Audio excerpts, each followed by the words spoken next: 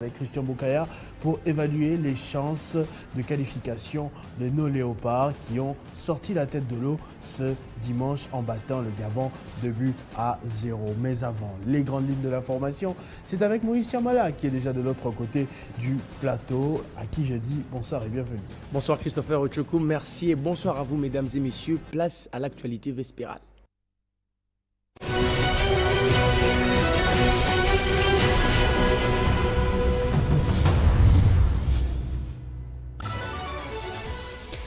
L'opposant congolais Franck Diongo a été arrêté ce mardi 20 juin à Kinshasa. Le président du parti politique Mouvement Lumumbiste Progressiste a été interpellé par des hommes armés au croisement des avenues Kabinda et Willery. Selon plusieurs sources, Franck Diongo s'est récité plus d'une fois dans les dossiers Salomon Kalonda, conseiller spécial des Moïse Katumbi, qui se trouve entre les mains de la justice militaire. Mais les canaux officiels n'ont pas encore communiqué à ces sujets. Le procureur général près la Cour constitutionnelle Jean-Paul Mukolo vient de saisir à nouveau le bureau du Sénat pour solliciter l'autorisation d'instruction judiciaire à charge du sénateur Matata Ponyo. Ce mardi, Jean-Paul Mukolo a été invité par les bureaux du Sénat pour l'audition sur cette affaire. Télé 50 totalise 13 ans d'existence ce 24 juin. Sa ligne éditoriale, inspirée et dictée par son directeur général Jean-Marie Kassamba, est la défense des intérêts de la RDC et de ses institutions, représentant la fierté du pays dans les secteurs des médias. Votre chaîne s'est également imposée comme les véritables miroirs de la société congolaise. Tous ces titres vous seront bien développés à la grande édition des 19h par Nathalie Yoko. Mais entre-temps, Kinshasa Direct, c'est de l'autre côté avec Christopher Ochokou. Retrouvez toute l'actualité en continu sur www.tele50.cd.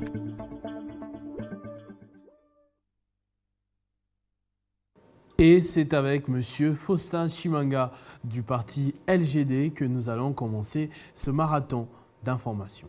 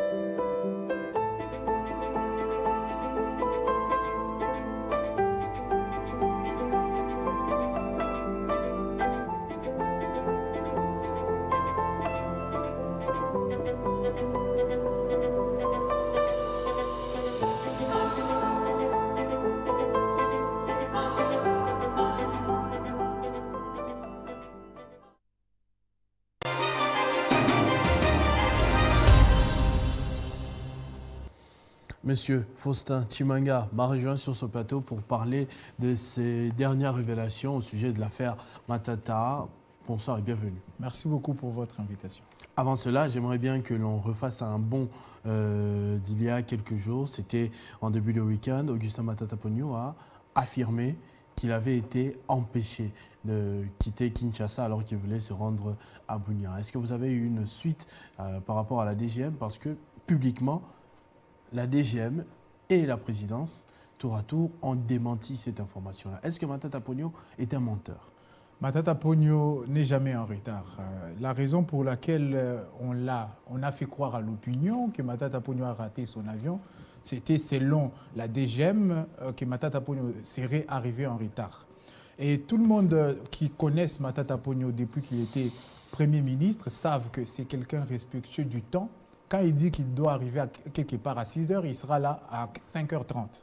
S'il doit arriver à 9 h, il sera là à 8h59. Vous comprenez là que l'opinion congolaise savent que Matata Ponyo, c'est quelqu'un qui respecte l'heure, il est discipliné, il ne peut pas donc arriver à l'aéroport en retard. La DGM a empêché le sénateur Augustin Matata Ponyo d'aller à Bunia.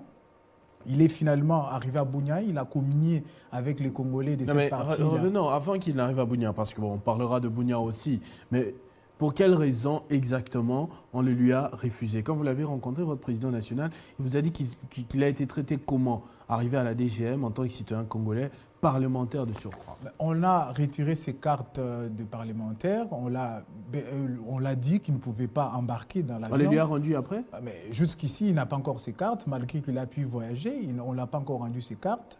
Et on ose croire que très bientôt, la DGM, les services de la DGM vont pouvoir remettre au sénateur ses cartes. Les cartes qui ont été confisquées parce qu'il est arrivé en retard. Il paraît qu'il était arrivé en retard et nous savons. Quand on arrive en tous, retard, on confisque les cartes. Ah mais comprenez, Matata Ponyo paye tout ça parce qu'il est candidat président de la République. Et ça, les Congolais le savent, ils l'ont déjà compris, qu'il y a de l'acharnement politique à l'endroit du candidat les plus sérieux face à Félix Antoine Tshisekedi Tshilombo, c'est Augustin Matata Ponyo Mapon.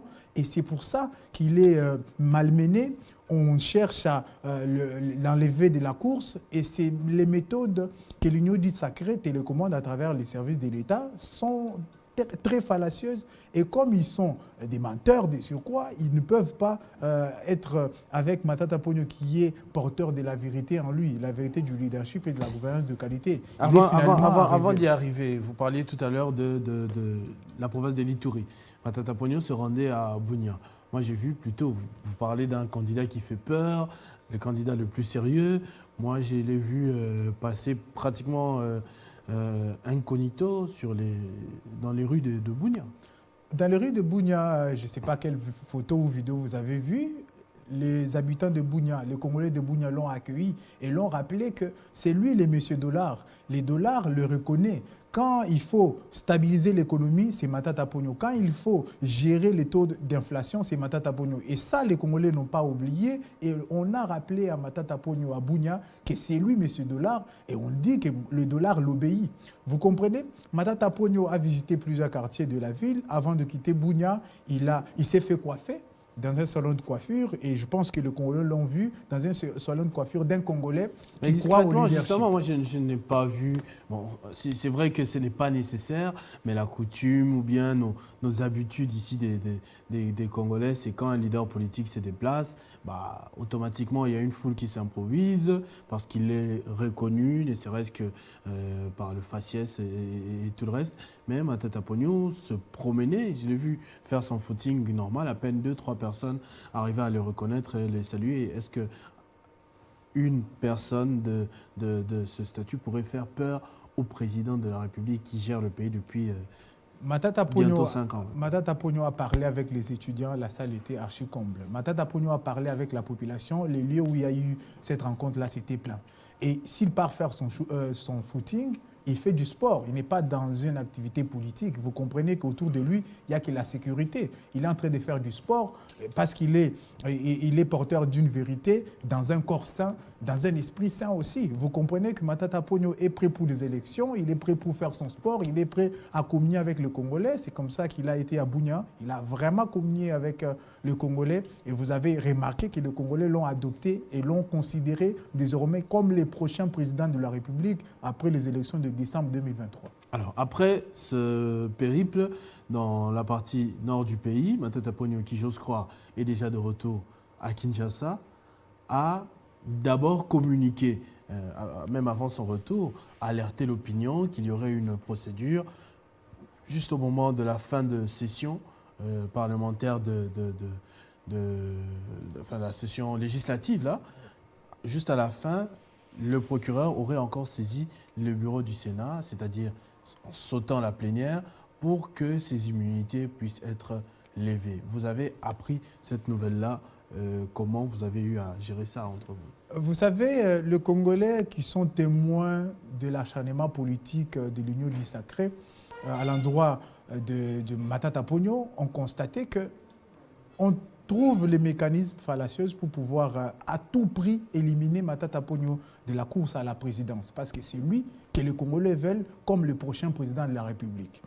On nous dit qu'il faut enlever les immunités du sénateur Matata Ponyo. Et avant de venir sur votre plateau, on a tous suivi l'audition du procureur général de la République. Et là, le président du Sénat fait croire aux Congolais que Matata Ponyo n'avait pas encore recouvert ses immunités.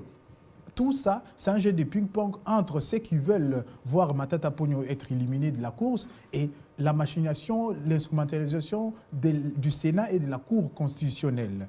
Là, on considère, si on doit croire ce que le président du Sénat dit, que Matata Ponyo ne serait pas immunisé, j'allais dire, il n'a pas ses immunités. Vous comprenez? Donc, on le laisse à la merci de la justice qui est instrumentalisée par une volonté politique de l'union dite sacrée. Vous comprenez? Matata Ponyo ne fait pas face à la justice, Matata Ponyo fait face à l'instrumentalisation de la justice en vue de l'empêcher d'être candidat président de la République parce que c'est lui le candidat le plus sérieux face au président actuel. Non, mais s'il vous plaît, moi je suis un peu curieux de savoir pourquoi vous insistez sur le fait que c'est lui le candidat le plus sérieux. Est-ce que ça ne frustre pas un peu les autres? On a vu Martin Fayulu, par exemple, retirer son intention de postuler ou de placer des noms. Je suis membre du LGD, je suis communicateur du LGD, je ne peux que parler de mon église, je ne peux que parler du LGD. Vous comprenez que nous, on a choisi Matata Ponyo candidat président de la République, c'est de Matata Ponyo que je parle. Et je dis que c'est Matata Ponyo qui est le candidat crédible pour les prochaines élections, candidat qui va recevoir les suffrages nécessaires pour pouvoir gouverner le pays, pour pouvoir diriger le pays après décembre 2023. Et c'est de Matata Ponyo que je parle ce soir. Mais dites-moi, par rapport à l'actualité, Martin Fayulu qui a décidé de retirer sa participation, de se retirer de ce processus électoral, vous, de votre côté, vous qui avez les mêmes revendications que Martin Fayulu, quel geste fort vous comptez faire justement pour faire pression à la CENI? Matata Ponyo est toujours partenaire de Martin Fayulu. Il y a depuis plusieurs mois... Et vous avez informé avant de tenir ce point de presse? Vous avez été mis au courant? Il y a des mécanismes de gestion de l'opposition qui sont mis en place. Il y a les secrétariats techniques de l'opposition qui existent, qui s'est réuni aussi en urgence aujourd'hui pour préparer les prochains meetings qui aura lieu ce week-end. Vous comprenez que la communication reste intéressante entre les 4 leaders de l'opposition. La communication reste dans une dynamique de la synergie entre les 4 partis politiques de l'opposition. Le SID et Martin Fayulu sont partenaires du LGD. On est en train de militer ou de nous engager pour avoir les élections paisibles, crédibles et transparentes. Il y a nos partenaires de l'SID qui ont choisi de pouvoir mener cette lutte-là du dehors du processus. Nous avons nos 2 pieds dans le processus électoral, mais ça n'empêche pas que nous sommes partenaires. Vous comprenez que l'opposition continue à mener des actions communes et les mécanismes de communication qui ont été mis en place vont demeurer pour que les actions de l'opposition puissent continuer à être en synergie. Et ça n'empêche qu'un parti politique peut avoir des positions différentes des autres partis politiques, mais ça n'empêche pas que la collaboration ou les partenariats persistent. Donc, votre président national, à son tour, va tenir un point de presse demain. Ça a été annoncé, demain mercredi. Est-ce que c'est pour s'exprimer sur l'affaire Boukangalonzo et le problème au Sénat actuellement, ou pour annoncer la même chose que Martin Fayulu, ou encore vous êtes déjà candidat? Les journalistes et les Congolais qui seront présents demain vont découvrir ce que le président national du LGD, Augustin Matata Ponyo Mapon, va dire face à la presse. Il va répondre à toutes les questions possibles, mais le point de presse annoncé pour demain concerne nécessairement ou particulièrement les dossiers de l'instrumentalisation de la justice et les tentatives de l'union dite sacrée d'écarter Matata Ponyo de la course à la présidence. Ça sera ça l'essentiel de son mot qu'il va adresser à la presse demain. Il va parler à travers la presse à tous les Congolais pour éclairer l'opinion et réaffirmer sa candidature. Il devrait réaffirmer sa candidature et le LGD est dans le processus électoral, même s'il a des partenaires qui ont choisi de pouvoir aller au dehors du processus sous certaines conditions. Vous comprenez que le LGD, c'est un parti politique à part entière qui a ses positions politiques, les SID a ses positions politiques et nous sommes partenaires au sein de l'opposition. Et vous, de votre côté, vous allez postuler. Vous devriez le savoir déjà maintenant parce qu'il faut se préparer, non? Il faut déjà comprendre, tâter quel terrain de gauche à droite. Matata Ponyo est candidat président de la République. C'est le candidat de Faustin Simanga, c'est le candidat de tous les Congolais, c'est le candidat du LGD. Non, je ne parle pas de la présidentielle, bien sûr. J'en viens. À tous les niveaux, les LGD se préparent pour les élections. Pas plus tard qu'aujourd'hui, il y a eu une réunion avec tous les candidats aux députés nationaux au sein du parti parce que nous nous préparons pour les élections. À ce qui me concerne, je suis concentré sur la communication pour mon parti et je suis électeur, juste simple électeur jusqu'à maintenant. Et donc, je devrais me concentrer plus sur la communication pour mon parti, pour l'image du parti. Et ça, c'est ça mon objectif, c'est ça aussi les ambitions exprimées. J'ai posé cette question parce que tout de suite après la décision de Martin Fayulu de se retirer du processus électoral, il y a eu des rumeurs, des supputations, des articles de presse peut-être montés, mais qui traduiraient l'état d'esprit des uns ou des autres. Martin Fayulu, leader, prend la décision, mais ses lieutenants ne sont pas totalement d'accord avec lui. Est-ce que ce sera aussi le cas au niveau du LGD? Est-ce qu'on peut craindre de se retrouver dans ce genre de situation? Le LGD, c'est un parti discipliné. On ne peut pas comparer la gestion de l'ESID à celui du LGD. On est partenaire. Mais chaque maison gère avec ses conditions, avec ses réalités, avec ses objectifs. Moi, je ne peux que parler du LGD. Donc, si le SID se retrouve en désaccord avec Martin Fayulu, c'est le SID. Et je ne peux pas parler au nom de l'SID parce que je ne suis pas membre de l'SID. Moi, je peux que parler du LGD. Nous, au LGD, on est disciplinés. À partir du moment où le président a pris une position politique, nous sommes derrière le président, nous soutenons le président. Donc, nous sommes disciplinés derrière le président. Et vous comprenez là que le président gère au quotidien à travers le secrétaire général Franklin Chamala. Donc, si le secrétaire général donne une ligne de conduite, nous suivons parce que ça, c'est la gestion au quotidien du président à travers son secrétaire général. Donc, on est discipliné au LGD. Ça, c'est une bonne nouvelle de l'entendre comme ça, en espérant que cette discipline se répercute jusqu'au niveau le plus bas du parti, pourquoi pas de la population, qu'il n'y ait pas des casses, par exemple, lors de vos prochaines manifestations. Il n'y a jamais eu de casse. Vous blessez les policiers? Non, quand on organise... Vous avez blessé les policiers? Non, mais les policiers blessent les Congolais qui sont dans la marche à main nue. Les policiers... À main nue, c'est trop dire, parce que moi j'ai vu notamment une vidéo de Martin Fayulu en train de demander aux marcheurs de balancer des pierres. Face au gaz lacrymogène. Juste à côté de Mais vous savez, Matata Ponyo. Très cher Christopher Ochokoum, si jamais les pouvoirs actuels veulent vraiment établir des conditions où on peut dénoter qu'il y a une démocratie dans ce pays, il faudrait que quand l'opposition organise des meetings, des sit-ins ou des marches, que la police puisse jouer son rôle de sécuriser la population. Pas venir avec les armes à feu pour pouvoir sécuriser une population qui marche d'une manière pacifique. Et on devrait commencer par là. Et si on veut établir un climat de paix, il faut avoir un esprit de paix. Le LGD a un esprit de paix. Nous, on travaille avec les valeurs, on travaille avec les principes, on travaille avec une vision politique. Le leadership et la gouvernance de qualité, ce leadership-là n'est pas armé, sauf avec les savoirs. Nous sommes armés du savoir, nous sommes armés des idées. Et c'est ça qui va permettre à ce que les LGD puissent se retrouver demain, au lendemain de décembre 2023, au pouvoir, parce que nous allons gagner les élections par nos idées, par nos valeurs et par nos principes, pas avec les armes. Ça, c'est une très bonne approche. Merci beaucoup, Monsieur Faustin Simanga, pour cette intervention à chaud. On vous a pris à pied levé pour commenter cette actualité sur le sénateur Augustin Matata Ponyo, qui a encore des ennuis avec le service judiciaire, alors qu'on pensait que c'était fini, que le match, que la messe a été dite.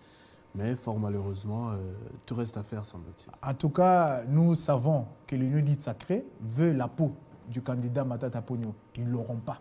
parce que les Congolais sont derrière Matata. Nous soutenons Matata Ponyo. Il sera candidat, il est candidat et sera élu président de la République.